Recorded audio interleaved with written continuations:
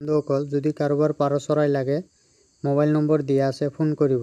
এয়া দেখা পাই আছে কি ধুনীয়া ধুনীয়া পাৰ চৰাই আৰু ঘৰ কেনেকৈ সাজিব লাগে সেই সম্পৰ্কে আমি বুজাই দিম। আপোনালোকে নিশ্চয় নিজে ঘৰত পুহিব পাৰিব ঘৰ বনাই। এয়া দেখা পাইছে ধুনীয়া ধুনীয়া পাৰ চৰাই, কি ঔষধ খুৱাব লাগে সেই সম্পৰ্কে আমি বুজাই দিম। নিশ্চয় পাৰ চৰাই পুহি কেনে আপোনালোকে 2 টকা ইনকাম কৰিব পাৰিব। ভিডিঅ'ত মোবাইল নম্বৰ দিয়া আছে, যদি কাৰোবাৰ লাগে পঠাই দিম, আমি ফোন কৰিব। এই দেখা পাইছে ঘৰ কেনেকৈ সাজিব লাগে সেইটো বুজাই দিম।